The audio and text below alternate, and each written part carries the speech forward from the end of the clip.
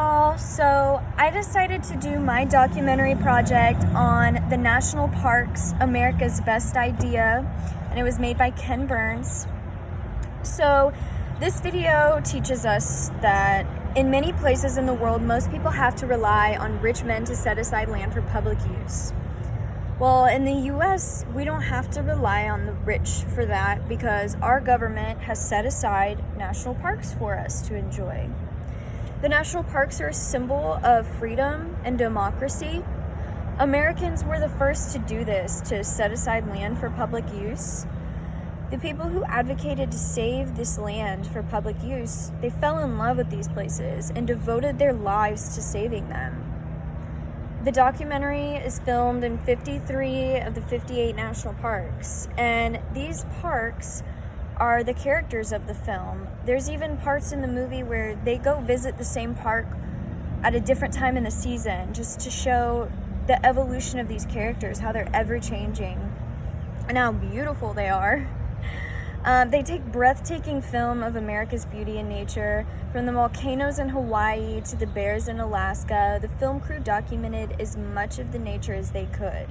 And their goal was to bring the beauty of America's national parks to people's TV screens in hopes that it will convince more people to go experience it themselves.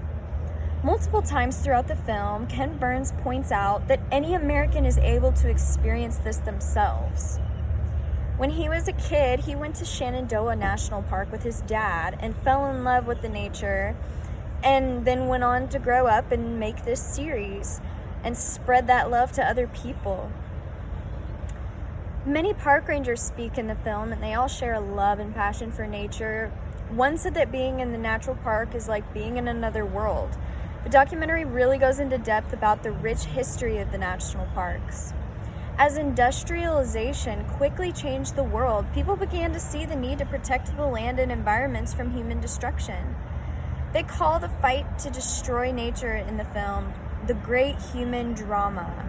I thought that sounded really interesting, a good way to put it, because it really is.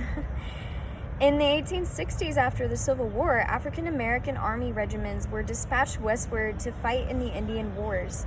They were given the name Buffalo Soldiers by the Cheyenne Indians because their curly hair reminded them of the buffalo. Approximately 500 Buffalo Soldiers served in Yosemite National Park.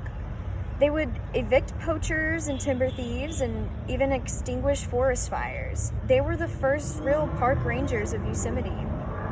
And they accomplished all this despite the burden of racism on them at the time. And then in 1872, Yellowstone became the first national park, which formed a precedent for preservation of biodiversity and cultural history. John Muir was a naturalist, writer, and advocate for U.S. forest conservation. We learned about him in class during the history portion. And we know that he founded the Sierra Club in 1892, which works to protect and restore the environment.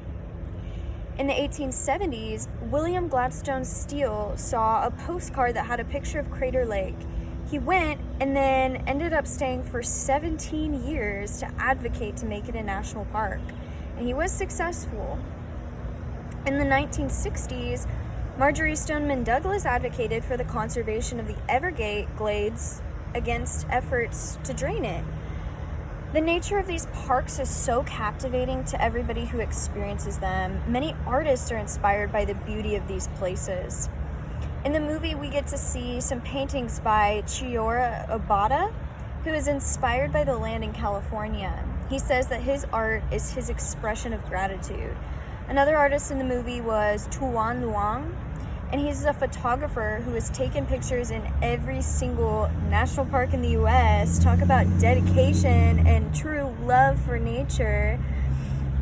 People like these are the reason why we still have these parks today. The documentary points out that protecting biodiversity is important for so many reasons. These parks provide a safe home for native plants and animals. They keep our air and water clean. Protected areas provide life-sustaining services vital for the well-being of our environment and society. We should visit and conserve these parks because they are important for our environment And people before us fought and advocated their whole lives to saving these areas for us. So that was what I got out of the documentary, pretty much, is we need to strive to save these parks and conserve the nature, because so many people have fought for it for us. And national parks are a symbol of our freedom and democracy, and so they're important. Thank you all so much for listening. I hope y'all have a great day.